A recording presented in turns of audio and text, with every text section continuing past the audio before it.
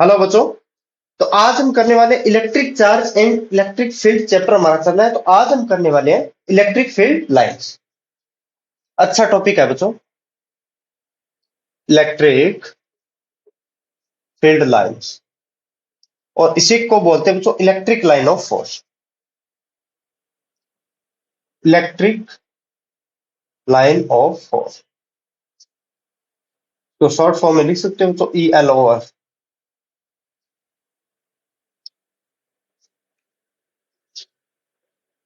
एक दो चीजें इसमें मनगढ़ंत कहानियां हैं बच्चों, वो पढ़ेंगे लेकिन आएगा इंटरेस्ट इसमें। तो हमारी पॉइंट चार्ज की वजह से इलेक्ट्रिक फील्ड कितनी थी बच्चों? सी पॉइंट बी पे पॉइंट चार्ज की वजह से इलेक्ट्रिक फील्ड कितनी थी? E is equal to KQ/R²। E inversely proportional of distance का स्क्वायर। ये ये कांस्टेंट था मेरा, ये भी कांस्टेंट है। अगर चार्ज की वैल्यू रखोगे तो कांस्टेंट होगा। ये डिस्टेंस के साथ बच्चों वेरी कर रही है। चार्ज बढ़ा तो इलेक्ट्रिक फील्ड बड़ी, और डिस्टेंस बड़ी तो इलेक्ट्रिक फील्ड छोटी। ठीक है। तो इससे पहले एक्सपेरिमेंट से देखा गया, ये चार्ज अपने चारों ओर एक फील्ड जनरेट करता है। ये तो आपको इलेक्ट्रिक फील्ड में पढ़ाया था। सिर्फ टेस्ट चार्ज को लेके आओगे तो वो इसकी फील्ड को एक्सपीरियंस करेगा बच्चों। फोर्स एक्ट करेगा, अगर ये पॉजिटिव है तो उसको दूर भगाएगा। ठीक है बच्चों। प्लस क्यू चार्ज, ये चार्ज अपने चारों एक फील्ड को प्रोड्यूस करेगा बच्चों। और उसका मैग्नीट्यूड कैसे वेरी होगा? आर के साथ। आर बढ़ेगा, मैग्नीट्यूड कम होगा इलेक्ट्रिक फील्ड का। आर कम होगा तो मैग्नीट्यूड बढ़ा होगा। मतलब कुछ इस तरीके से उसने पहले एक्सपेरिमेंटली कुछ डायरेक्शन दी। उसने डायरेक्शन और मैग्नीट्यूड कैसे दी वो बता रहा। मैग्नीट्यूड इनिशियली बढ़ा, उसके बाद कम होता गया, उसके बाद और कम होता गया। जैसे जैसे डिस्टेंस बढ़ेगी बच्चों मैग्नीट्यूड क्या होता जाएगा? कम होता जाएगा। किसका? इलेक्ट्रिक फील्ड का, जो इस चार्ज ने प्रोड्यूस की हो। मैग्नीट्यूड बढ़ा पहले इनिशियल, फिर मैग्नीट्यूड स्मॉल, फिर और स्मॉल, फिर कुछ ऐसा बड़ा, स्मॉल और स्मॉल, बड़ा, स्मॉल और स्मॉल। तो इसमें हमें क्या दिखाया गया कि जैसे ही हम आर को बढ़ाएंगे इलेक्ट्रिक फील्ड का मैग्नीट्यूड हमारा कम होता जाएगा। देखो बच्चों, पहले मैग्नीट्यूड इतना, आर हमारा कम था। देखो ये मान लेता हूं 0.1, 0.2 एंड 0.3। इस चार्ज से इस 0.1 की डिस्टेंस 2 के कंपेयर में कम है तो इलेक्ट्रिक फील्ड बढ़ी।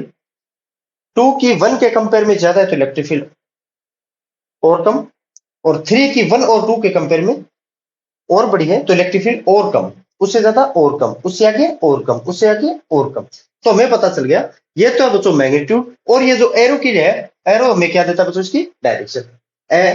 ये तो मैग्नीट्यूड, लेंथ ऑफ एरो में क्या देता है बच्चों? मैग्नीट्यूड। और एरो की direction, direction of electric field. आराम आराम से समझेंगे बच्चों, बहुत ही इंटरेस्ट टॉपिक है। अगर IIT के कुछ क्वेश्चन भी करेंगे हम, प्रीवियस ईयर में आए हुए जो भी हो, और बोर्ड लेवल के भी करेंगे। तो जैसे जैसे जैसे जैसे हमारा डिस्टेंस बढ़ेगा इलेक्ट्रिक फील्ड कम होती जाएगी। लेकिन अब फेराडे साहब आ गए। उसने बोला भाई साहब ऐसे थोड़ी ना करेंगे हम कि हर क्वेश्चन में कि एरो बनाओ, इतना मैग्नीट्यूड, इतना मैग्नीट्यूड, इतना मैग्नीट्यूड, इतना मैग्नीट्यूड, इतना मैग्नीट्यूड। ऐसे तो नहीं करेंगे। तो फिर फेराडे ने क्या बताया वो देखो।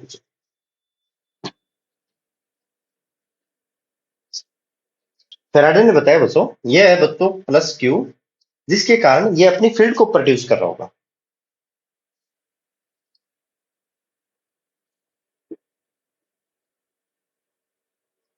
तो उसने बोला मैग्नीट्यूड किस पे डिपेंड करेगा?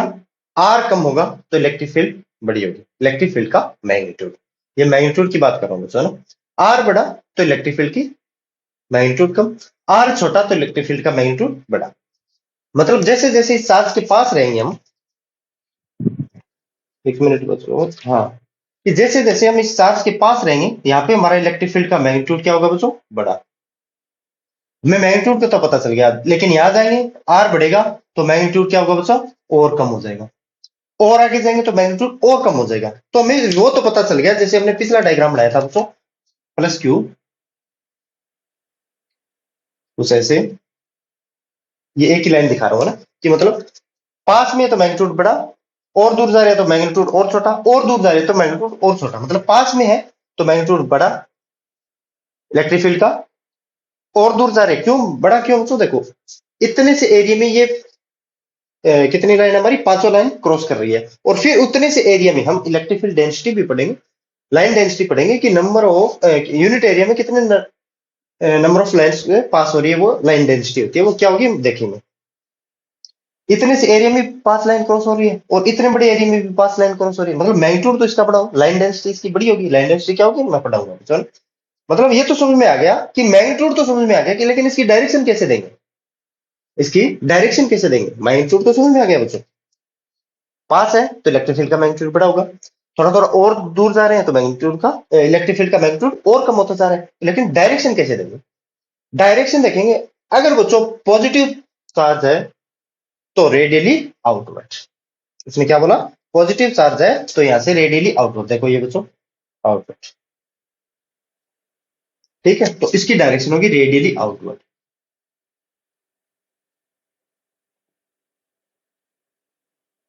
और नेगेटिव चार्ज होता तो बच्चों,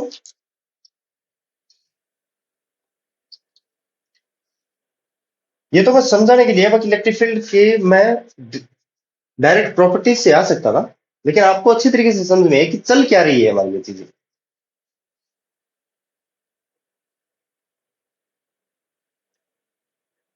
और नेगेटिव चार्ज में इलेक्ट्रिक फील्ड लाइन खुद की ओर होती है बच्चों, है ना, इलेक्ट्रिक फील्ड खुद की ओर होती है। इसमें पास आएंगे तो मैग्नीट्यूड तो बड़ा होगा, मैग्नीट्यूड की बात कर रहा हूं, यहाँ पे मैग्नीट्यूड बड़ा, फिर मैग्नीट्यूड छोटा, और दूर जाएंगे तो फिर मैग्नीट्यूड और छोटा। तो ये तो आ गया समझ में कि मैग्नीट्यूड तो हम देख लेंगे, डायरेक्शन कैसे देंगे इसमें, इसमें देखेंगे तो radially invert, radially invert. Faraday ने आके हमारे जीवन में खेल कर दिया ना बच्चों, लेकिन अच्छा खेल किया, बार बार हमें छोटा छोटा, सॉरी बड़ा छोटा छोटा छोटा और छोटा और ऐसे मैग्नीट्यूड नहीं बनाना पड़े, इसलिए आप एक लाइन से इसको ड्रॉ कर सकते हो। अगर पॉजिटिव चार्ज है तो रेडियली आउटवर्ड होगा, और नेगेटिव चार्ज है तो रेडियली इनवर्ड इसकी डायरेक्शन होगी। और मैग्नीट्यूड पास है तो मैग्नीट्यूड बड़ा, थोड़ा और दूर जाएंगे तो और छोटा, थोड़ा और दूर जाएंगे तो मैग्नीट्यूड और छोटा होगा बच्चों। तो अब हम करते हैं बच्चों properties of electric field lines. अब आने वाले इंटरेस्ट, और ज्यादा इंटरेस्ट आएगा इसमें कि क्या होने वाला है क्या नहीं होने वाला है, और साथ साथ हम क्वेश्चन भी करते जाएंगे, क्वेश्चन प्रैक्टिस कम से कम 10-12 क्वेश्चन है हमारे पास। देखो फर्स्ट प्रॉपर्टीज लिखूं क्या है यहाँ पे, प्रॉपर्टीज किसकी है बच्चों, इलेक्ट्रिक फील्ड लाइंस या फिर इलेक्ट्रिक लाइन ऑफ फोर्स की है। फर्स्ट प्रॉपर्टीज इसमें क्या है कि इलेक्ट्रिक फील्ड लाइंस, इसमें लिखता जा रहा हूं तो साथ में ये थोड़ा ध्यान रखना है ना, आप स्किप कर सकते हो डायरेक्ट अगर मैं बोल रहा हूं और लिख रहा हूं तो, क्यों वीडियो की लेंथ बड़ी होने वाली है इसमें भी। Electric field lines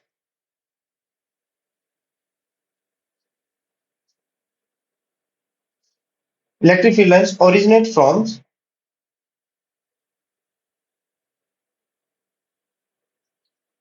positive charge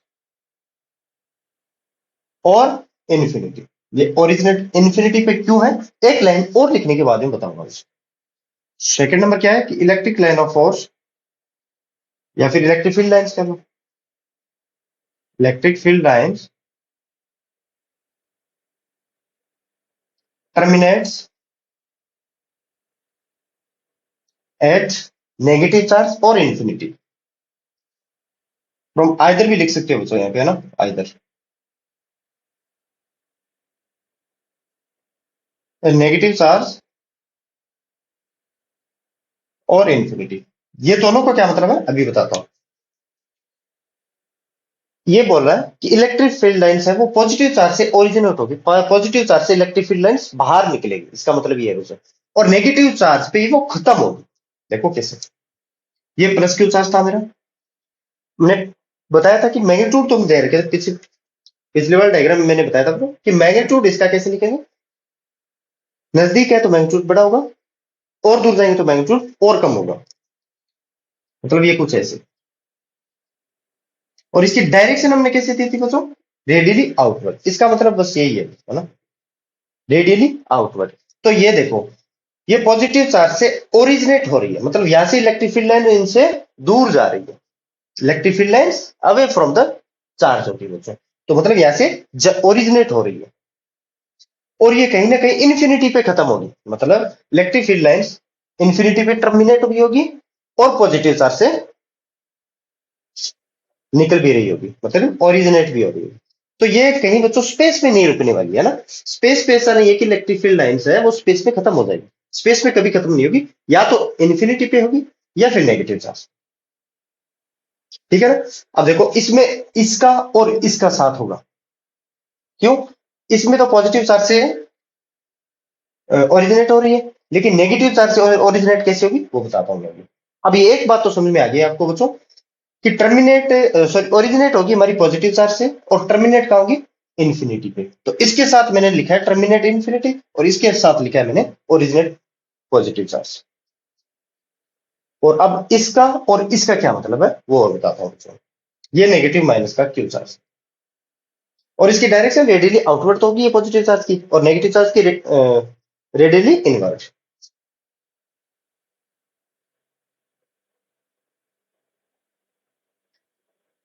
मैंने क्या बोला, ये न तो बच्चों टर्मिनेट होगी इन स्पेस में और न स्पेस से ओरिजिनेट होगी। तो मतलब ये फील्ड लाइंस आ कहां से रही है इस नेगेटिव पे, स्पेस से तो आ नहीं रही होगी, इन्फिनिटी से कहीं इस नेगेटिव चार्ज पे आ रही होगी, मतलब इन्फिनिट से ओरिजिनेट हो रही है बच्चों। देखो ओरिजिनेट फ्रॉम पॉजिटिव चार्ज से भी ओरिजिनेट हो सकती है और इन्फिनिटी से भी ये ओरिजिनेट हो सकती है, मतलब ये कहीं ना कहीं इन्फिनिटी से आई होगी वैसे, है ना। क्यों, थोड़ा मनगढ़ंत कहानी है, इसको थोड़ा पढ़ना पड़ेगा वैसे। देखो ओरिजिनेट कहां से हो रही है, पॉजिटिव चार्ज से, ओरिजिनेट कहां हो रही है, इन्फिनिटी से। ठीक है, टर्मिनेट कहां हो रही है बच्चों, नेगेटिव चार्ज पे, और टर्मिनेट कहां हो रही है बच्चों, सॉरी इन्फिनिटी पे। नेगेटिव चार्ज पे टर्मिनेट भी होगी और इन्फिनिटी भी हो सकती है। इन्फिनिटी पे टर्मिनेट कब होगी, जब पॉजिटिव चार्ज से फील्ड लाइन निकलेगी, वो स्पेस में न तो ओरिजिनेट होगी और न ही टर्मिनेट होगी, तो कहां होगी, इन्फिनिटी पे। ठीक है, अब ये दो लाइन्स आपको समझ में आ गई, दो प्रॉपर्टीज आपको अच्छे तरीके से समझ में आ गई होगी मेरे ख्याल से। अब चलते हैं बच्चों नेक्स्ट प्रॉपर्टी पे।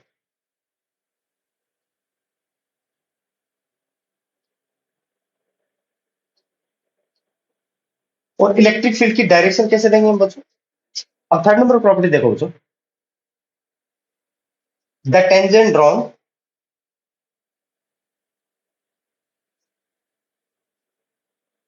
एंड फील्ड लाइन्स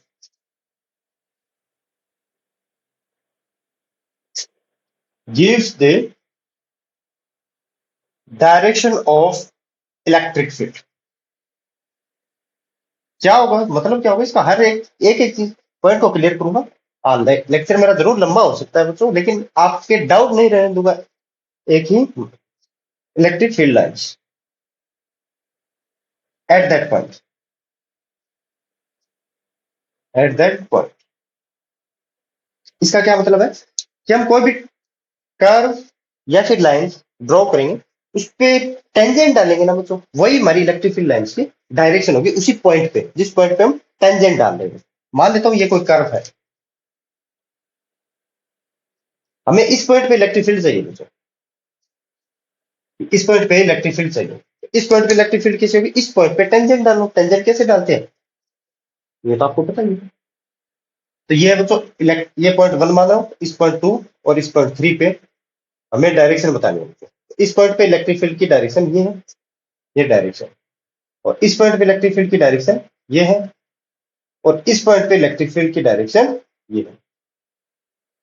अच्छी तरीके से समझ होंगे कि किसी कर्व या फिर लाइन पे कहीं भी अगर उस पॉइंट पे आप टेंजेंट डालोगे तो इलेक्ट्रिक फील्ड लाइंस की इलेक्ट्रिक फील्ड की डायरेक्शन आपको, sorry field lines with the direction of electric field की डायरेक्शन देगा, फील्ड लाइंस का क्या मतलब, इलेक्ट्रिक फील्ड की डायरेक्शन देगा एट दैट पॉइंट।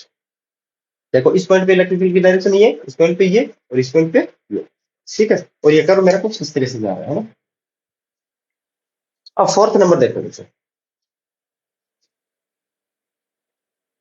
कि electric field lines do not intersect each other. Fourth property हमारी कौन सी है, इलेक्ट्रिक फील्ड लाइंस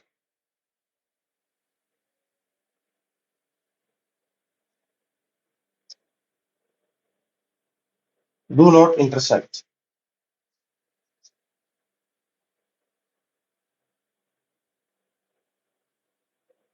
इसका क्या मतलब है बच्चों? एक तो इलेक्ट्रिक फील्ड लाइंस मेरी ये है और एक मेरी ये electric field lines.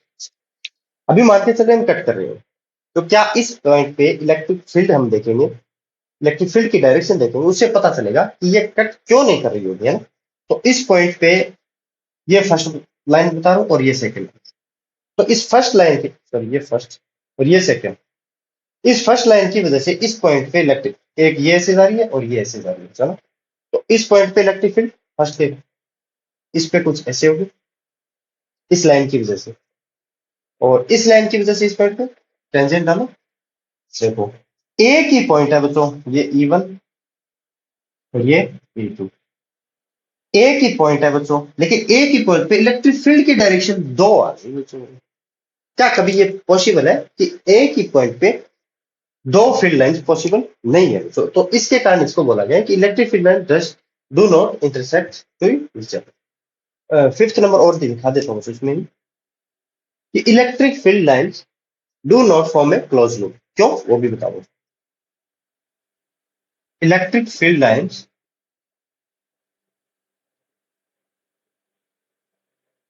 Do not form a close loop. अब आपको ये तो बच्चों पता है ना कि पॉजिटिव चार्ज से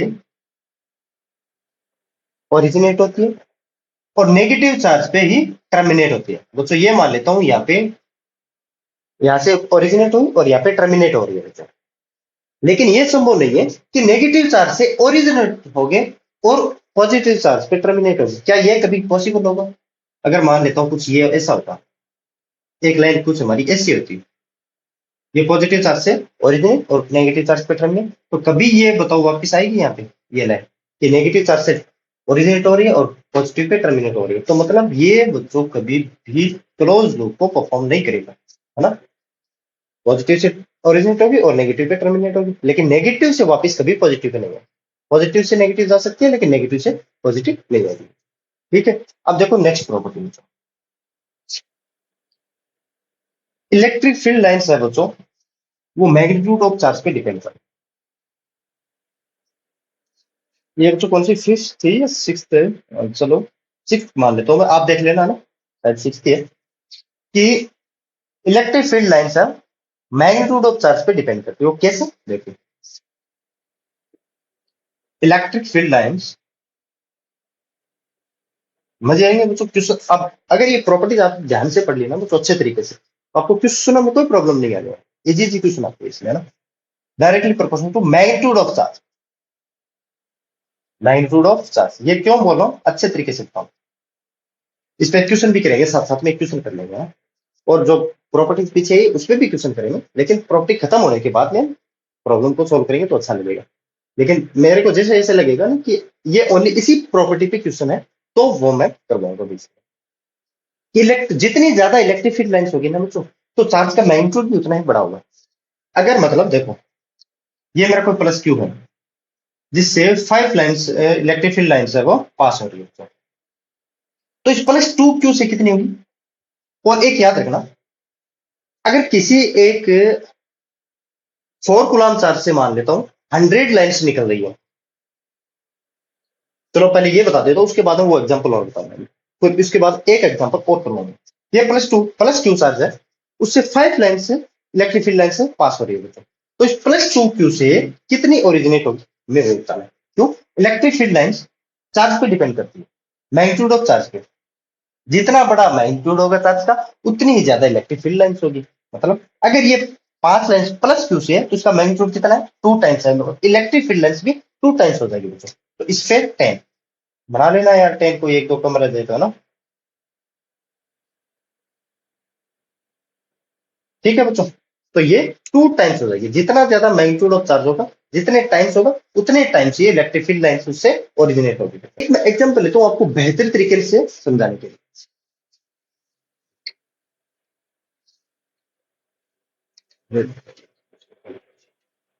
तो ये बच्चों मेरा प्लस का 4 कूलम चार्ज, मान लेता हूं कि इससे 100 लाइन्स है वो ओरिजिनेट हो रही है। कितनी लाइन्स है? 100 लाइन्स। और ये है बच्चों माइनस का 3 कूलम, ये है माइनस का 3 कूलम। तो मुझे बताओ इस माइनस का 3 माइक्रो कूलम पे कितनी, ये 100 लाइन 4 कूलम से जितनी लाइन्स ओरिजिनेट हो रही है, क्या उतनी की उतनी ही इस -3 माइक्रो कूलम पे टर्मिनेट हो जाएगी, या फिर उससे कम होगी, या फिर और लाइन चाहिए? तो अब इससे ये कंसेप्ट अच्छी तरीके से समझ जाएगा। कैसे? देखो, जितनी ज्यादा फील्ड लाइन्स होगी ना, उतना ही चार्ज का मैग्नीट्यूड बड़ा होगा। मैग्नीट्यूड किसका बड़ा है? हमें ये नहीं देखना माइनस का 3 है ये प्लस का 4 है, हमें तो ओनली देखना मैग्नीट्यूड किसका बड़ा है? 4 का। अगर 4 से 100 लाइन जा रही है तो मुझे बताओ ईच गुलाम या फिर 1 गुलाम पे कितनी फील्ड लाइन्स होनी चाहिए बच्चों?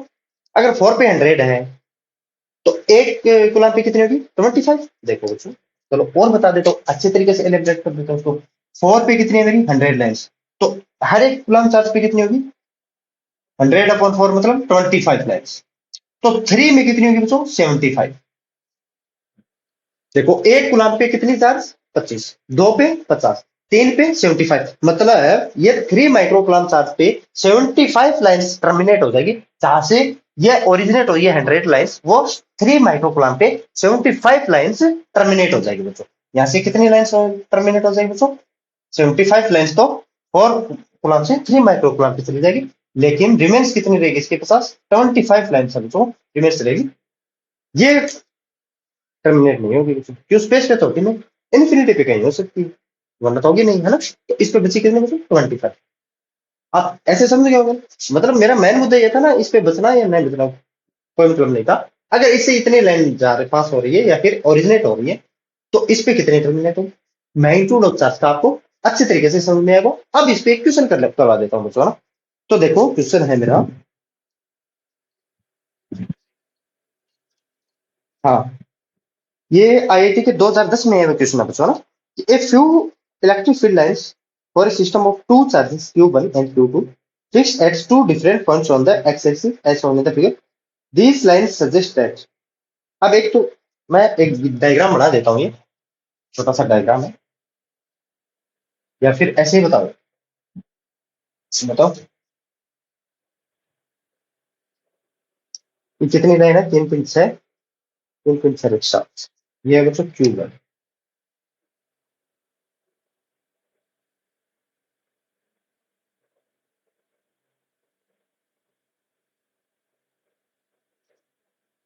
ये है बच्चों Q2।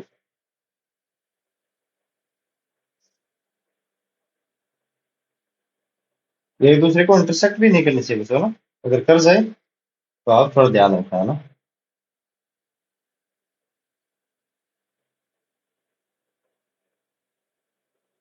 इस पे 2 है।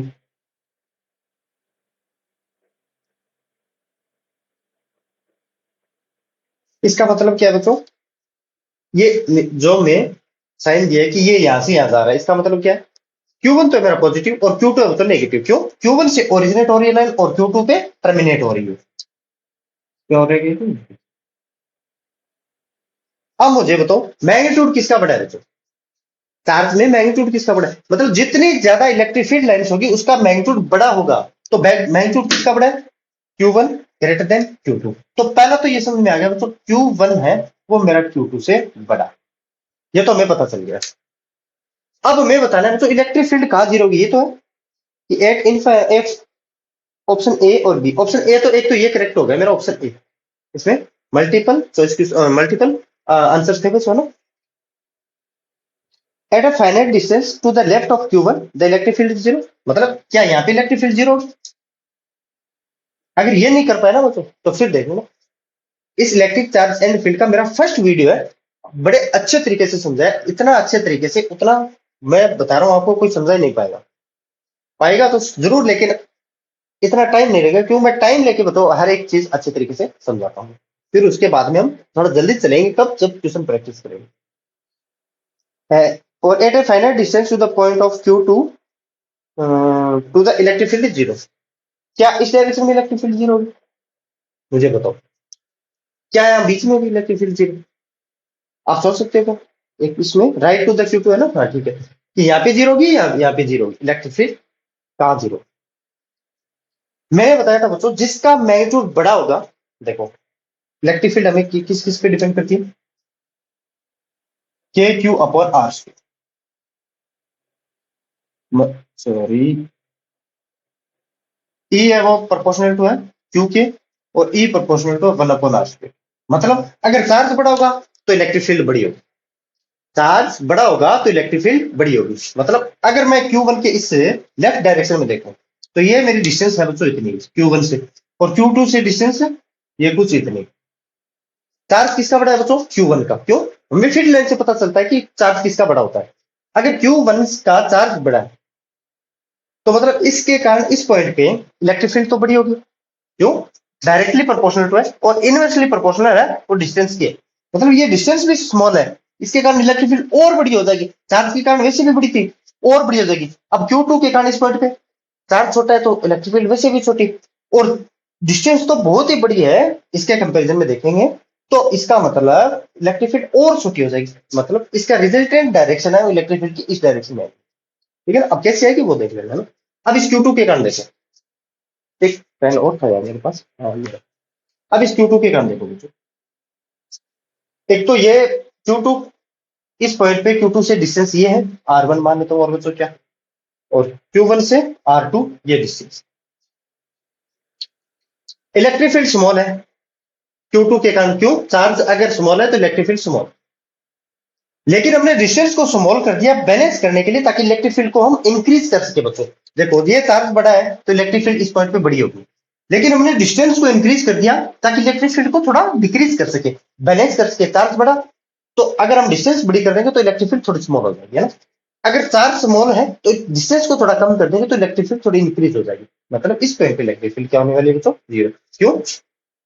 देखो डायरेक्शन भी देखना पड़ता है इसमें, ये पॉजिटिव है क्यों? इससे फील्ड लाइन से वो ओरिजिनेट हो रही है, इसकी डायरेक्शन है, क्योंकि पॉजिटिव चार्ज के कारण इलेक्ट्रिक फील्ड है वो पॉजिटिव पॉइंट से अवे होती है, दूर होती है, ना। और ये Q2 नेगेटिव है क्यों? इसमें टर्मिनेट हो रही है लाइन, नेगेटिव के कारण टुवर्ड्स द चार्ज, पॉजिटिव के कारण अवे फ्रॉम द चार्ज, और नेगेटिव के कारण टुवर्ड्स द चार्ज। तो इससे देखो इलेक्ट्रिक फील्ड लाइन कैसे भी जीरो होगी, है ना? तो ये होगा मेरा वो पॉइंट Q2 के राइट डायरेक्शन में, वो पॉइंट है जहां पे इलेक्ट्रिक फील्ड हमारी क्या होने वाली बच्चों? जी। अच्छी तरीके से बताया, इस पे हमने कम से कम, क्यों कूलम्ब फोर्स में भी, सॉरी हाँ एक ही बात है, कूलम्ब फोर्स इलेक्ट्रोस्टैटिक फोर्स, उसमें भी मैंने बताया था अच्छे ढंग से इक्विलिब्रियम ऑफ फोर्सेस कहाँ होने वाले और इक्विलिब्रियम ऑफ इलेक्ट्रिक फील्ड कहाँ होने वाली है ना, अच्छे ढंग से बताया गया था बच्चों। ठीक है, अब देखो नेक्स्ट प्रॉपर्टी पे चलते हैं। टाइम बहुत हो गया हमारा, अभी तक 6 प्रॉपर्टी भी है।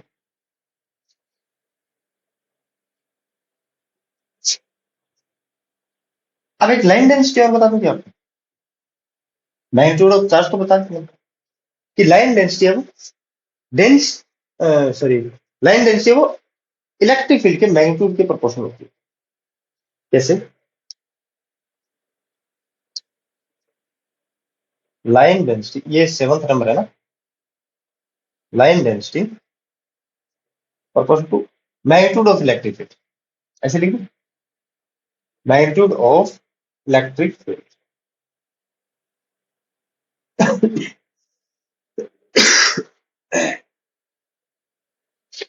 लाइन डेंसिटी है वो मैग्नीट्यूड ऑफ इलेक्ट्रिक फील्ड के। अब कैसे होती है, एक एग्जांपल से बता देते उसको, उसको क्या होता है ना। मान लेता हूँ ये प्लस क्यू चार्ज है, इसकी, तो ये प्लस क्यू ऐसे लिखते हो ना, मतलब कंफ्यूज हो। R1 डिस्टेंस पे ये यहाँ से प्लस क्यू, तो ये R1 डिस्टेंस, और ये है बच्चों R2 डिस्टेंस, ये है R2 डिस्टेंस। मैं कुछ इलेक्ट्रिक फील्ड लाइंस पास करवाता हूँ प्लस क्यू से।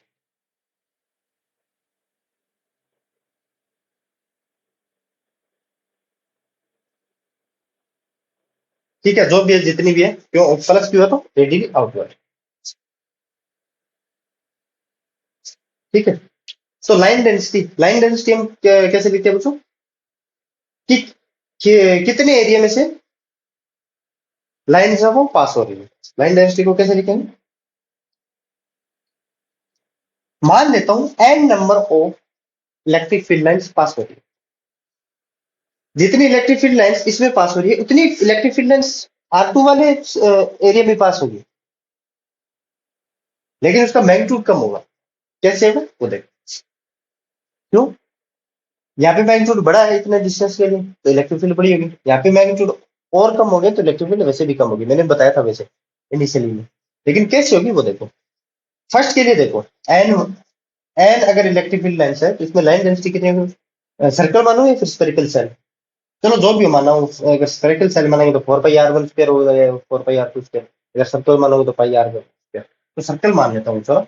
कॉन्सेंट्रिक सर्कल, तो 4 πr1 स्क्वायर, और सेकंड में एन अपॉन πr2 स्क्वायर। और इलेक्ट्रिक फील्ड हमारा किस पे directly inversely proportional of square के डिपेंड करता है। तो जितना ज्यादा आर होगा इलेक्ट्रिक फील्ड का मैग्नीट्यूड उतना ही कम होगा। तो R1 बड़ा है कि R2 बड़ा है? तो इसका मतलब R2 बड़ा है बच्चों R1 से, तो इलेक्ट्रिक फील्ड बड़ी होगी बच्चों इलेक्ट्रिक फील्ड 2 से। अब तो आप समझ गए अच्छे ढंग से। ठीक है बच्चों, अब करते हैं नेक्स्ट प्रॉपर्टी को। इलेक्ट्रिक फील्ड लाइन से do not intersect to each other, वो बता दिया था मैंने। चलो बता देता हूँ मैं नेक्स्ट नंबर ये बता तो दिया था, लेकिन इसमें एक इंफॉर्मेशन और देता हूँ बच्चों, है ना, शायद बताया मैंने। Electric field lines do not cross या इंटरसेक्ट, जो भी है ना, इंटरसेक्ट टू ईच अदर। जैसे इसमें शायद मैंने एग्जांपल नहीं दिया। मान लेता हूँ ये +Q1 है और ये +Q2 है।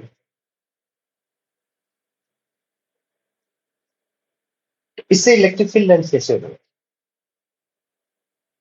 मान लेता हूँ कि ये इलेक्ट्रिक फील्ड लाइन्स कुछ ऐसे जा रही थी और एक इसकी इलेक्ट्रिक फील्ड लाइन्स कुछ ऐसे जा रही। अगर ये आगे बढ़ती, मतलब ये क्रॉस करती, लेकिन क्रॉस तो करना नहीं इसको, दोनों पॉजिटिव है। पॉजिटिव मतलब ये रिपेल करके एक दूसरे का पाथ को चेंज कर लेती है बच्चों ना। तो ये कुछ ऐसे चली जाएगी, ये कुछ ऐसे चली जाएगी। ये फील्ड लाइन्स कुछ ऐसे, ये फील्ड लाइन कुछ ऐसे। ठीक है ना बच्चों, तो आप समझ गए होंगे ना मैं कहना क्या चाह रहा हूँ। ये कुछ ऐसे तो ये कुछ ऐसे। ये अपने आप में कभी इंटरसेक्ट नहीं करेगी दोस्तों। अपने आप को अगर इंटरसेक्ट कर रही होती है, देखो इनिशियली मैंने बनाया कुछ ऐसे आ रही थी, लेकिन अगर वो सेम पाथ को फॉलो करती है तो यहाँ पे इंटरसेक्ट कर जाती है। लेकिन पॉजिटिव पॉजिटिव चार्ज है एक दूसरे को रिपेल करेगी, तो ये अपने आप को रिपेल करेगी तो उस पाथ को चेंज कर लेगी बच्चों ना। तो ये पॉजिटिव चार्ज है तो यहाँ से ओरिजिनेट हो रही है बच्चों ना। अगर नेगेटिव चार्ज होता तो इसकी डायरेक्शन को बस चेंज कर देते इस एरो की, इससे नेगेटिव चार्ज की ओर ले आते। अब देखो बच्चों 10th number properties.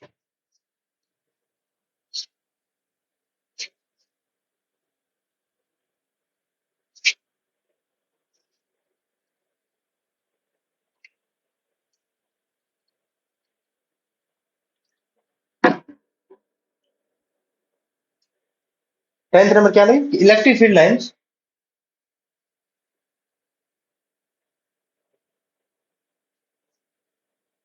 Perpendicular to surface of charge.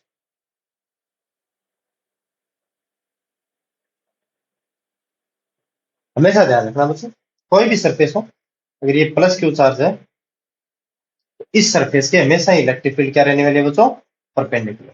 अगर ये +Q कुछ ऐसे होता तो इसके परपेंडिकुलर डायरेक्शन में। ठीक है ना बच्चों, या क्या? अच्छा, यूनिफॉर्म और नॉन यूनिफॉर्म इलेक्ट्रिक फील्ड कब होगी वो और बता देता हूँ।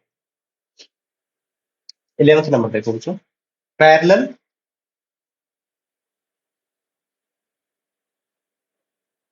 स्ट्रेट इक्विडिस्टेंस, इक्विडिस्टेंस या फिर इक्वी स्पेस्ड, एक ही बात है बच्चों। Equispaced group, equispaced field lines,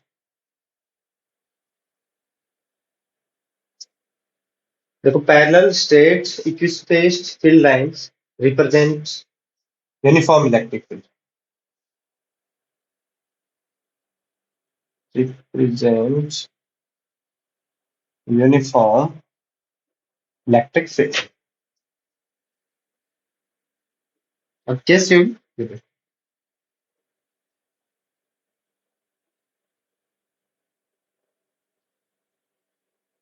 मतलब स्ट्रेट, एक दूसरे के पैरेलल, इक्विस्पेस्ड, तो ये इलेक्ट्रिक फील्ड कैसे होगी मेरे बच्चों? यूनिफॉर्म।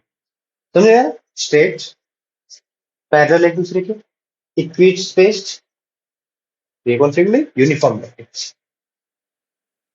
और नॉन यूनिफॉर्म कैसे करेंगे? यहाँ पे मैग्नीट्यूड क्या है बताओ? चलो कुछ ऐसे हो जाएगा बस।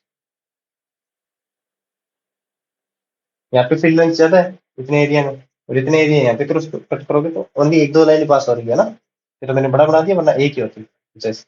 तो ये नॉन यूनिफॉर्म इलेक्ट्रिक फील्ड। और कंडक्टर के बारे में थोड़ा और,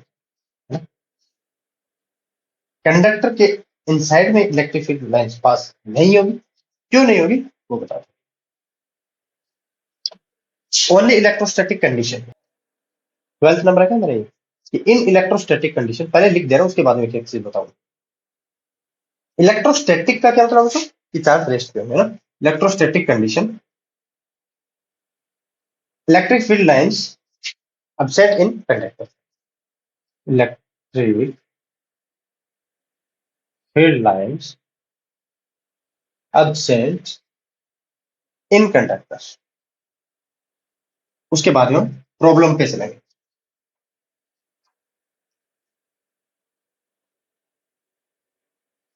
ये कोई बच्चों मान लेता हूं मेरा कोई कंडक्टर, और कंडक्टर के अंदर इलेक्ट्रिक फील्ड absent क्यों रहती? देखो पहले मैं वो बताता हूँ। देखो तो इलेक्ट्रिक फील्ड कंडक्टर के अंदर जीरो क्यों होती है बच्चों? अगर इलेक्ट्रोस्टैटिक कंडीशन होनी चाहिए, ये ध्यान रखना मतलब चार्ज हमारे रेस्ट पे होना चाहिए, लेकिन कंडक्टर में हमें पता है इलेक्ट्रॉन है वो फ्रीली मूव करते रहे।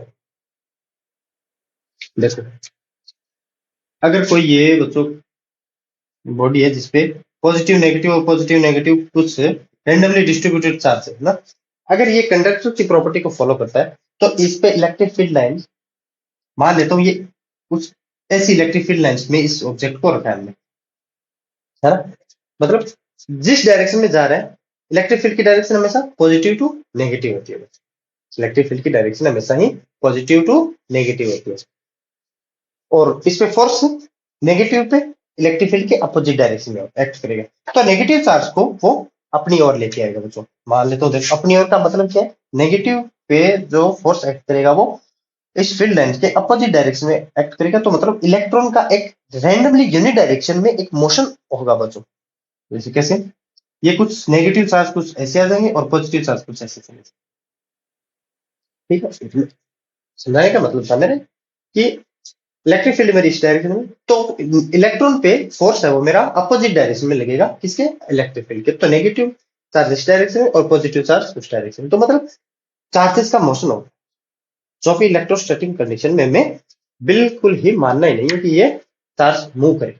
मूव तो करेंगे, अगर मूव कर रहे हैं तो इसमें इसलिए माना प्रॉपर्टी हम बताएंगे इसके, पूरा लेक्चर करेंगे इसमें, ठीक है ना। तो इतना काफी आपको यहाँ समझाने के लिए, चार्ज मूव कर रहे हैं, कुछ कंडीशन है जो नहीं हो रही, प्ले नहीं हो रही होगी, और कंडक्टर पे हमेशा चार्जेस जब वो सरफेस पे डिस्ट्रीब्यूट हो जाए, इनसाइड कंडक्टर कोई इलेक्ट्रिक फील्ड नहीं होती। तो इस पे एक क्वेश्चन देखो कि सरफेसेस के परपेंडिकुलर कैसे होती है ना, कि ए मेटालिक सॉलिड इज, एक मिनट, हाँ, a metallic solid is placed a uniform electric, metallic solid का क्या मतलब? मेटालिक सॉलिड का मतलब होता है जो कंडक्टर है ना, इन यूनिफॉर्म इलेक्ट्रिक फील्ड। एक डायग्राम बना लेता हूँ, उससे और ढंग से बताता हूँ आप।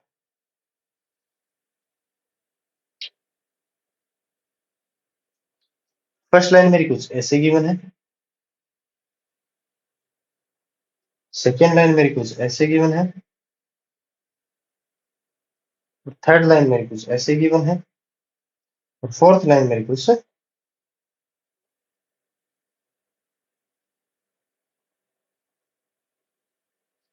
ये फर्स्ट, सेकंड, थर्ड और फोर्थ। अब इसमें कौन सी बच्चों क्या कुछ है?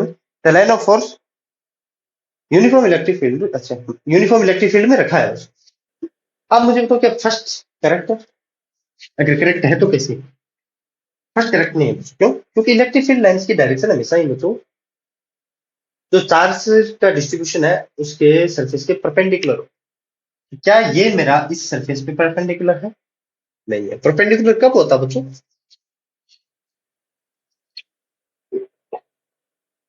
मान लेता हूँ ये इसका सेंटर है, इसका रेडियस आर होता है, ये मैं थोड़ा सही नहीं मिला ना। अगर इसको मिला ही यहाँ से आर, मतलब ये परपेंडिकुलर तब होता है बच्चों इस रेडियल के डायरेक्शन में होता है, इसी रेडियल डायरेक्शन में तब परपेंडिकुलर होता है। ये कुछ ऐसे आ रही होती और कुछ ऐसे निकल रही होती, ठीक है। मतलब ये इस यहाँ पे अगर आप परपेंडिकुलर डालोगे तो ये परपेंडिकुलर कुछ ऐसे होता, तो ये परपेंडिकुलर नहीं है। पहली बात तो ये। सेकंड में इन साइड में इलेक्ट्रिक फील्ड जीरो, तो मतलब इलेक्ट्रिक फील्ड लाइंस भी नहीं होगी। थर्ड में भी नहीं होगी। फोर्थ में देखो बच्चों, अब ये थोड़ा सा यहाँ से इसने मोड़ दिया, इसका मतलब ये इस सरफेस के बच्चों क्या है परपेंडिकुलर, तो ये रेडियल डायरेक्शन है और ये भी सरफेस पे कुछ, ठीक है ना। तो ये फोर्थ लाइन है वो इस कंडीशन को फॉलो करती है, ठीक है। अब चलते हैं हम क्वेश्चन पे। तो आईवी क्वेश्चन है आईटीज में, और जो भी हमें बुक में गिवन है क्वेश्चन उनको मैंने उठाया है और उसको करेंगे हम सब। अब देखो ये क्वेश्चन तो मैंने करवा दिया। हाँ बच्चों, इसमें क्या बोला है, अपने कौन सा करेक्ट है वो बताएं। देखो फर्स्ट ए में देखो बच्चों, मैंने बोला क्या था अभी, अभी क्या बोला था मैंने, जो ये प्रॉपर्टी करवाई थी, ये क्वेश्चन करवाया था मैंने। अभी क्या बोला कि चार्ज है का डिस्ट्रीब्यूशन है जिस सरफेस पे है उसके परपेंडिकुलर इलेक्ट्रिक फील्ड लाइंस की डायरेक्शन। समझ गए? मतलब फर्स्ट में तो देखो कि कुछ अजीब गजीब है, लेकिन इस सरफेस के परपेंडिकुलर डायरेक्शन में कोई फील्ड लाइंस नहीं है, जरूर, लेकिन फॉलो नहीं कर रहे ना कुछ और नहीं कर रहे, एक दो से क्या होगा। और बी में देखो, बी में मैं ये ऊपर वाले दो बना देता हूँ ना, ये प्लस से और ये कुछ माइनस, इससे यहां से निकल रही है, यहां से निकल रही है,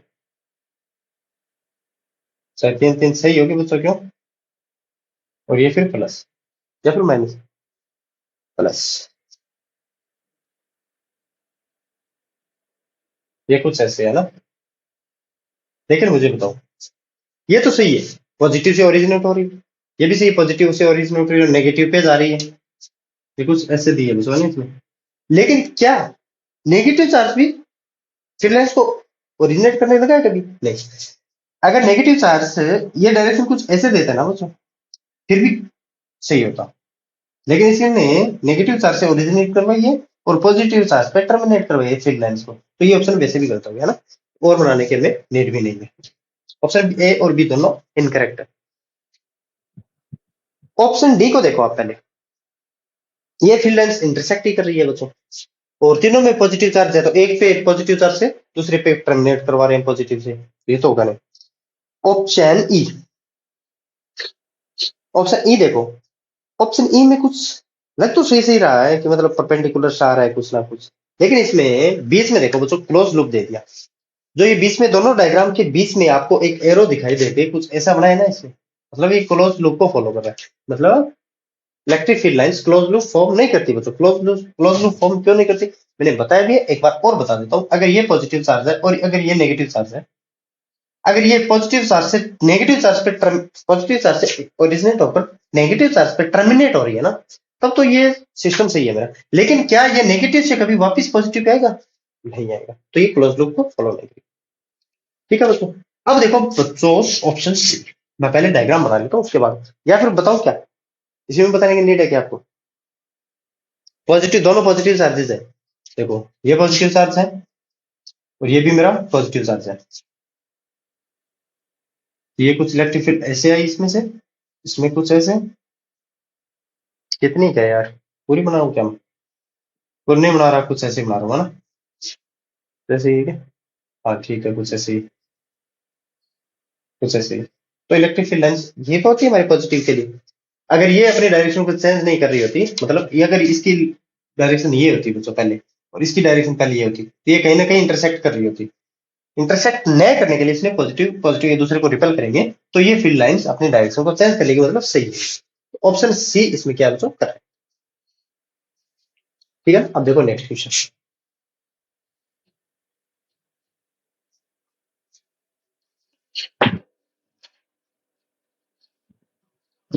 और एक क्वेश्चन मैं आपको बच्चों ये होमवर्क के लिए दे रहा हूँ कि sketch the electric field lines of uniform charge hollow cylinder. आपको बचा होलो सिलेंडर एक कंडक्टर की प्रॉपर्टी को फॉलो करता है, मतलब होलो सिलेंडर इनसाइड में कोई चार्ज ही नहीं है, होलो है, खाली है इनसाइड से, कोई चार्ज ही नहीं। तो ओनली सरफेसेस पे चार्ज का डिस्ट्रीब्यूशन है और पॉजिटिव चार्ज का डिस्ट्रीब्यूशन है। तो इस पे ओनली आपको इलेक्ट्रिक फील्ड लाइंस की डायरेक्शन को ही क्या करना है, आपको शो करना है बच्चों। आप कर सकते हो यार, इसका टॉप व्यू देख लो। टॉप व्यू देखो, ये सिलेंडर है कुछ ऐसा, है ना, ऐसे नहीं, इतना बड़ा ये सिलेंडर। तो टॉप व्यू देखोगे तो कुछ ऐसे नजर आएगा ना, तो मैं इसको ऐसे बना, टॉप व्यू इसके सरफेस के परपेंडिकुलर डायरेक्शन में होना चाहिए बच्चों, है ना, इलेक्ट्रिक फील्ड लाइंस, ये हमेशा ध्यान रखना। और उस कर्व सरफेस पे कुछ ऐसे होगी, और इस सरफेस पे कुछ ऐसे, मतलब ये कुछ ऐसे आ रही है, इस पे परपेंडिकुलर होगी, इस ये जो सरफेस है उसके परपेंडिकुलर ही रहने वाली इलेक्ट्रिक फील्ड की डायरेक्शन।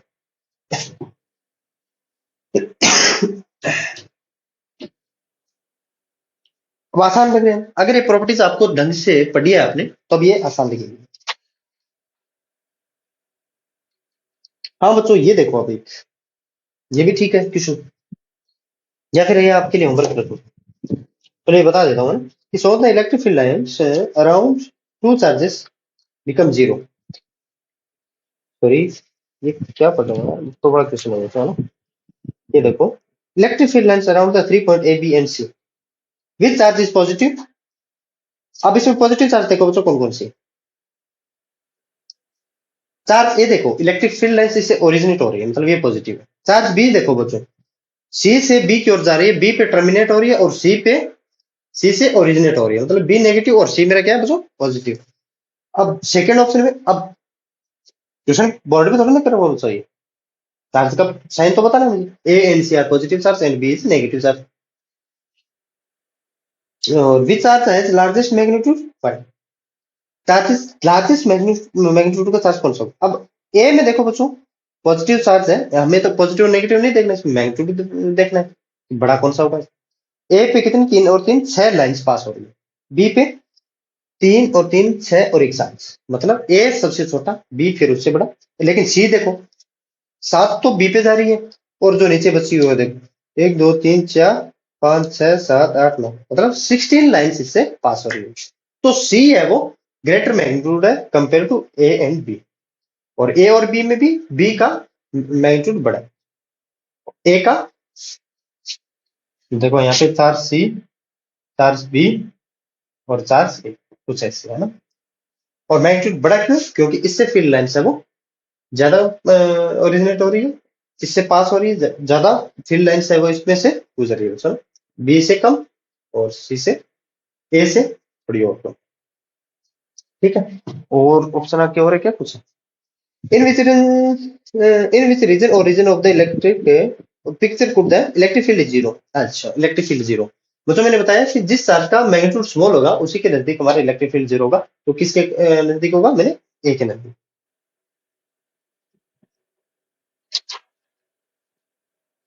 हाँ, ये क्वेश्चन देखो बच्चों कि consider the situation shown in the figure, what are the sign of Q1 and Q2, lines are drawn proportional to the charge. ये मैं बोल के बता रहा हूँ, क्वेश्चन आपको सॉल्व करना। Q1 और Q2 का साइन बताओ बच्चों, Q1 और Q2 का साइन बताओ। देखो, Q2 से ओरिजिनेट हो रही है, पॉजिटिव चार्जेस है, और Q1 पे टर्मिनेट हो रहा है, मतलब नेगेटिव चार्ज है। और इलेक्ट्रिक फील्ड लाइंस है, Q1 पे कितनी टर्मिनेट हो रही है बच्चों, 3 और 3 6, और Q2 से कितनी जनरेट हो रही है बच्चों, 6 ये, 6 ये 12 और 6 18, 18 लाइन्स है, मतलब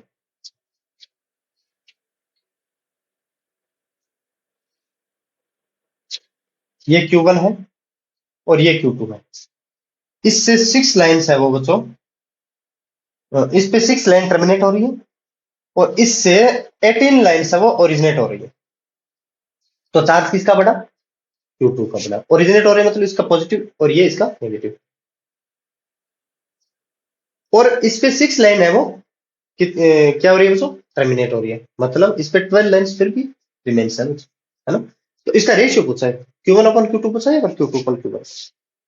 Q1 upon Q2, Q1 upon 6 upon 18, sorry 1/3 Q1 upon Q2। मतलब अगर इस पे चार्ज 1 कूलम है तो इस पे 3 कूलम हो। रेशियो का मतलब ये Q1 अपॉन Q2, 6 अपॉन 18 मतलब 1/3। मतलब Q1 रेशियो Q2 है वो 1/3 है। अगर Q1 पे 1 कूलम है तो Q2 पे 3 कूलम। ठीक है ना। अब देखो नेक्स्ट प्रॉब्लम, ये तो आप आराम से कर सकते हो यार अच्छे तरीके से, है ना। 2020 में है क्वेश्चन है दोस्तों कि two charge thin infinite plane sheet of uniform surface charge density sigma plus and sigma minus, where sigma plus greater than sigma minus, कम मैग्नीट्यूड। मतलब सिग्मा प्लस है वो बड़ा है बच्चों किससे? सिग्मा माइनस से। intersect at right angle, which of the following best represents of the electric field line of for this system। अब इसमें बच्चों आप ऑप्शन बी और डी देखो। पहले ऑप्शन कौन सा देखो? बी और डी। इसमें क्या है? फर्स्ट तो ये सोच सकते हो बच्चों ये क्लोज लूप है वो बना रहा है। और सेकंड थिंकिंग इसकी क्या है तो देखो, ऊपर सिग्मा माइनस और नीचे सिग्मा प्लस। ये बच्चों सिग्मा माइनस और सिग्मा प्लस। एक बार मैं इनका दोनों को मैग्नीट्यूड सेम लेके चलो और बता रहा हूं कि ये कैसे होगा, इसमें सिस्टम कैसे होगा। अगर मैं मैग्नीट्यूड सेम लेके चलूंगा तो हम देख लेंगे मैग्नीट्यूड इसका बड़ा होगा तब क्या होगा, रिजल्ट में देख लेंगे ना। इस रीजन फर्स्ट सेकंड और थर्ड और फोर्थ, इस रीजन में हमारा इलेक्ट्रिक फील्ड कैसे चेंज होगा और उसकी डायरेक्शन कैसे होने वाली उस हिसाब से देखते हैं। वरना हमारा आंसर तो बी और डी तो होगा नहीं। मैं बी और डी को लेकर बता रहा हूं आपको।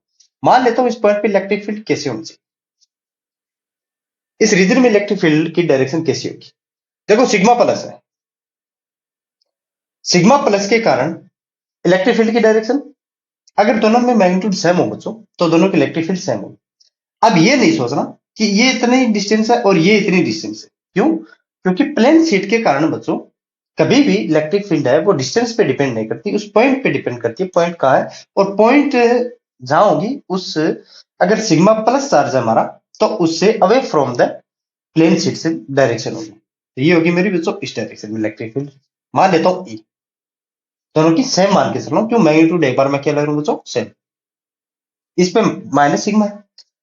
अगर ये माइनस सिग्मा है तो इस पे इलेक्ट्रिक फील्ड की डायरेक्शन टुवर्ड्स द प्लेट। ये बच्चों ये दोनों का मैग्नीट्यूड सेम सा ही है कुछ, है ना, देख लेना। तो इनकी रिजल्टेंट इलेक्ट्रिक फील्ड कितनी होगी बच्चों? दो इलेक्ट्रिक फील्ड्स अगर 90 डिग्री के एंगल पे है तो आपको ये पता होना चाहिए इनकी रिजल्टेंट इलेक्ट्रिक फील्ड होगी बच्चों 45 डिग्री के एंगल। ये कुछ ऐसे, मतलब ये इस पॉइंट में मानोगे तब भी ऐसे, इस पॉइंट में मानोगे तब भी ऐसे, इस पॉइंट में मानोगे तब भी ऐसे। तो ये कुछ इलेक्ट्रिक फील्ड की डायरेक्शन कुछ ऐसे है। तो मतलब बी और डी ऑप्शन वैसे भी हमारा खत्म हो गया। ये कभी भी क्लोज लूप को परफॉर्म नहीं करेगी, क्लोज लूप फॉर्म नहीं करेगी, है ना। क्लोज लूप अगर फॉर्म करेगी तो वैसे भी इलेक्ट्रिक फील्ड हमारी जीरो होने वाली है। मतलब ऑप्शन बी और डी में डायग्राम ही गलत है बस, डायग्राम ही गलत है। ऑप्शन ए और सी में डायग्राम तो सही है ना कम से कम। तो बी और डी को सोचने का दो तरीका है, एक तो क्लोज लूप फॉर्म नहीं करेगी और ये डायग्राम ही नहीं होगा कुछ। अब ऑप्शन देखो बी और सी में, तो मैं करवाता हूं आपको बी और सी। ये तो बच्चों मेरा सिग्मा माइनस और ये बच्चों मेरा सिग्मा प्लस, और इसमें भी सिग्मा माइनस सिग्मा प्लस ऊपर की ओर है। ये दो डायग्राम बनाऊंगा, क्यों बना रहा हूं वो मैं अभी बता रहा हूं, सिग्मा माइनस और सिग्मा प्लस।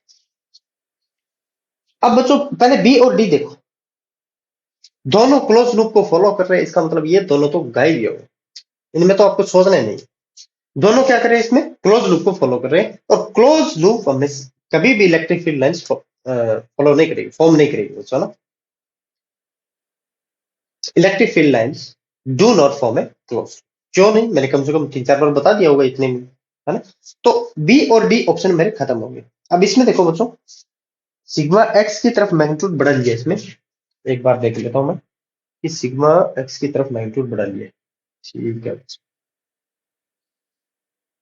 मैं ये दोनों डायग्राम बना लेता हूँ, इतने में आप थोड़ा सोचो बच्चों ना।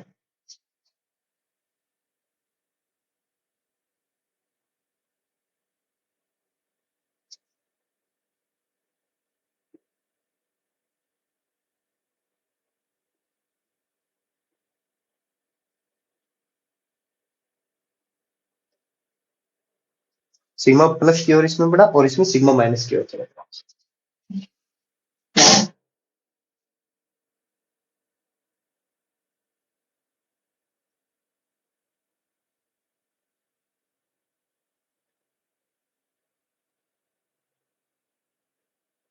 डायरेक्शन तो सेम ला रहा हूँ ना मैं, प्लस से माइनस की ओर। हाँ ठीक है, और माइनस से, यार ये माइनस से प्लस की ओर कैसे, ये थोड़ा गड़बड़ कर दिया ना मैंने। ये डायरेक्शन है यार, प्लस से माइनस और माइनस से प्लस, प्लस से माइनस, क्यों इस पे सिग्मा प्लस है ना, प्लस से माइनस, प्लस से माइनस, ये प्लस है, ये माइनस है, तो प्लस से माइनस, ठीक है। ये प्लस है तो इस पे डायरेक्शन कुछ ऐसे है ना, तो माइनस, प्लस से माइनस की ओर हो गया ना बच्चे, प्लस से माइनस की ओर। और ये प्लस है और ये माइनस है, तो प्लस से माइनस की ओर। ये माइनस है और ये प्लस है, तो प्लस से माइनस की ओर।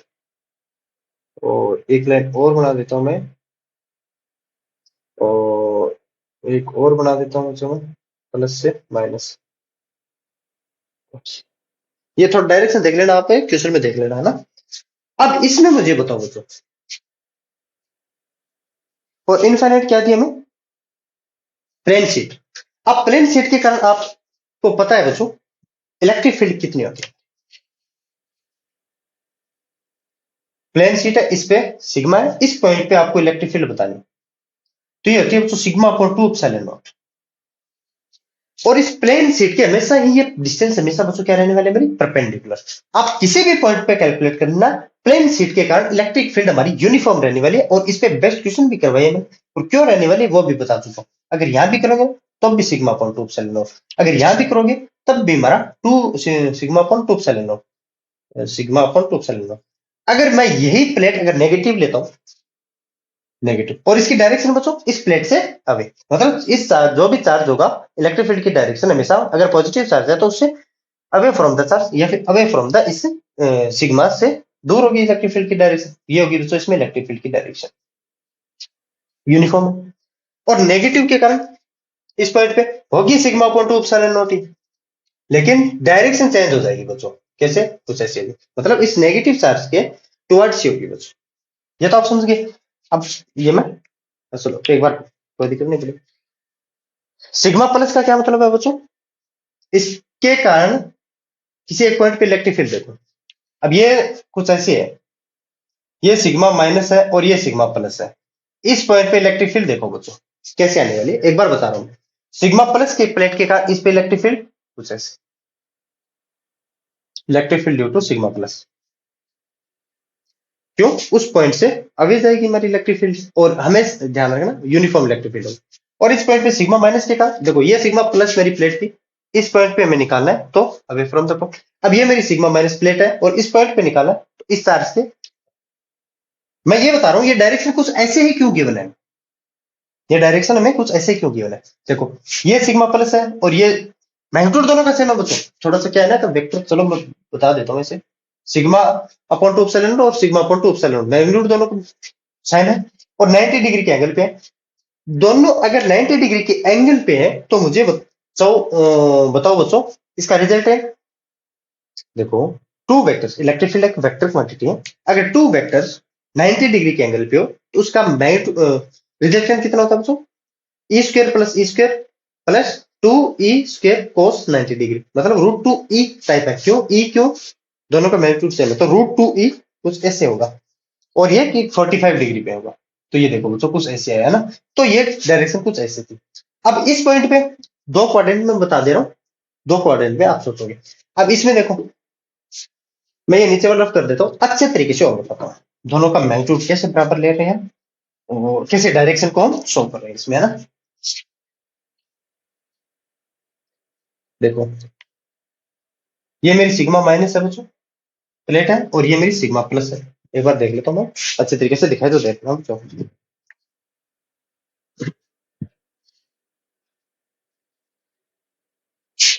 हाँ, तो पॉइंट कौन सा दे रहा था मैं, यहाँ ये मैं यहाँ पे देख रहा हूँ बच्चों, इस पॉइंट पे देख रहा हूँ।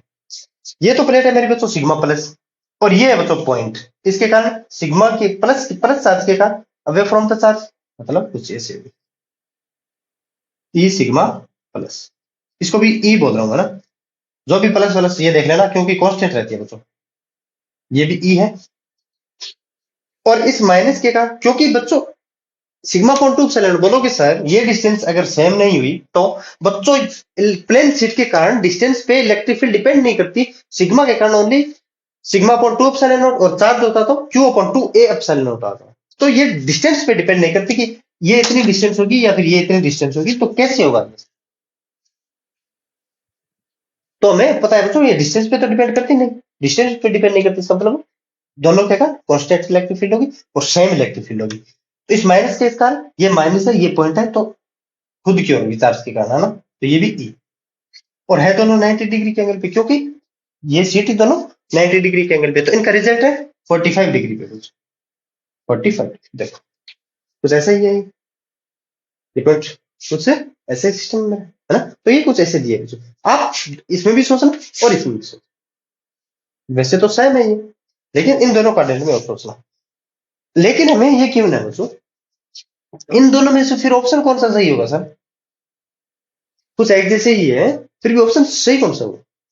देखो इस सिग्मा प्लस के कारण और इस सिग्मा माइनस के कारण ये रिजल्टेंट इलेक्ट्रिक फील्ड की डायरेक्शन है बच्चों, ये प्लस से ओरिजिनेट हो रही है, मतलब ये प्लस के कारण यहां से यहां जा रही है और माइनस पे टर्मिनेट हो रही है, प्लस से ओरिजिनेट हो रही है माइनस पे टर्मिनेट हो रही है, लेकिन इसका मैग्नीट्यूड है वो बड़ा है, तो इसके कारण जो इलेक्ट्रिक फील्ड होगी वो बड़ी होगी, इलेक्ट्रिक फील्ड बड़ी होगी। कैसे देखो, एक बार कोड बनाना पड़ेगा यार मुझे, है ना,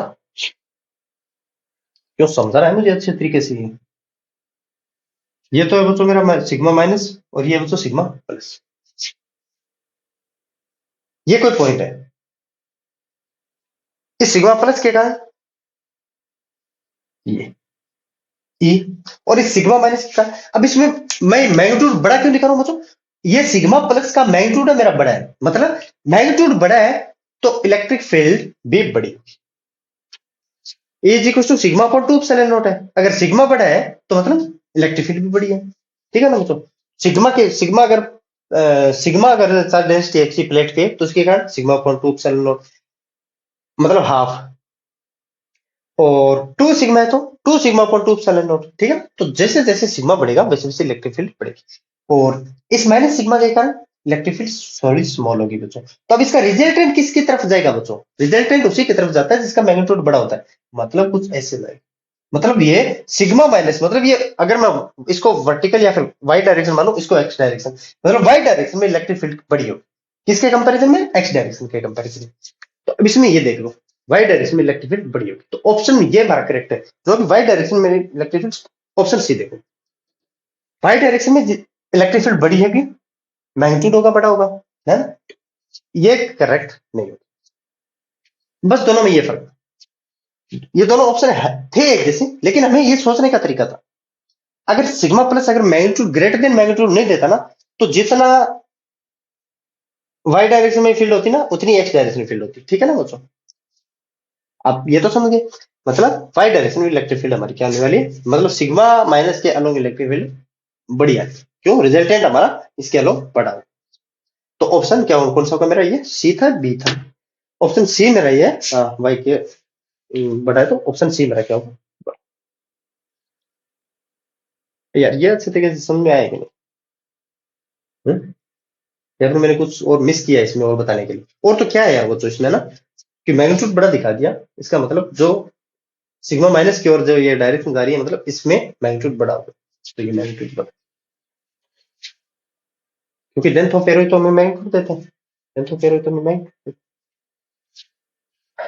ठीक है बच्चों, ये तो आप समझ गए, मतलब सिग्मा माइनस की ओर जाएगा तो वो इलेक्ट्रिक। चलो अब एक क्वेश्चन और करवा देता हूँ, ये आया था बच्चों कब, 2020 में है ना, अब एक क्वेश्चन और करवा देता हूँ, कब का आया हुआ वो देखता हूँ, शायद 15 में आया हुआ है कुछ ऐसे, है ना, हम्म, हाँ हाँ 15 में ही है, a long cylindrical shell carries a positive surface charge sigma in upper half and negative surface charge minus sigma in the lower half. The electric field lines around the cylinder will look like figure in. अब देखो बच्चों, इसमें option A देखो, ये मैं करवा नहीं रहा हूं, आपको ऑप्शन वैसे होमवर्क है और फिर मैं बता देता हूँ जरूरी कैसे कैसे होगा। एक डायग्राम बना देता हूँ, कुछ ऐसा तार बनेगी। यस, पे प्लस सिग्मा बच्चों, प्लस प्लस प्लस कर देना ना, प्लस प्लस प्लस, यहाँ पे माइनस माइनस माइनस माइनस, ये कुछ ऐसे इस प्रकार से किया। और इलेक्ट्रिक फील्ड लाइन से हमारी क्या क्या होती है बच्चों, पॉजिटिव चार्ज से ओरिजिनेट होती है और नेगेटिव चार्ज पे टर्मिनेट होती है, ये ध्यान।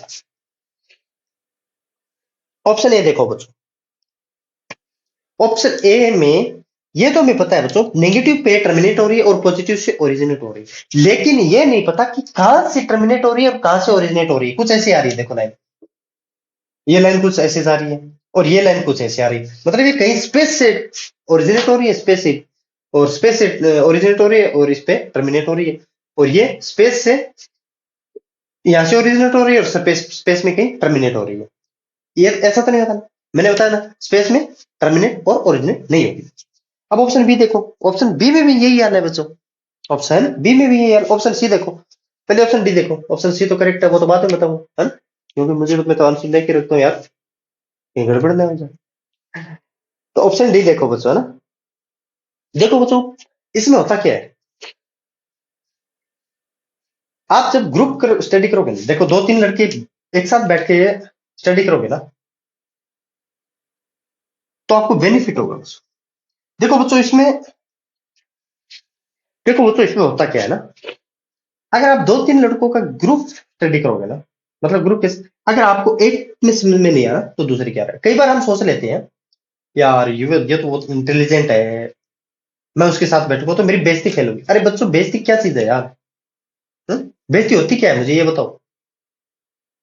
कि दोस्त ऐसे रखो पापा की परियों में खोने ना दे, ख्वाब ऐसे रखो या फिर सपने ऐसे रखो रात को सोने ना दे। दोस्त ऐसे रखो पापा की परियों में खोने ना दे, बस वही आपका दोस्त है, मान लेना।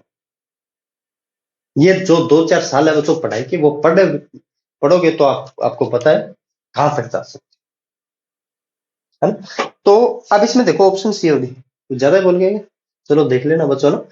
ऑप्शन डी में देखो, ऑप्शन डी में भी यही हाल है बच्चों, ये मैं लाइन बता रहा हूँ, ऑप्शन डी इसी में बना रहा हूँ ना।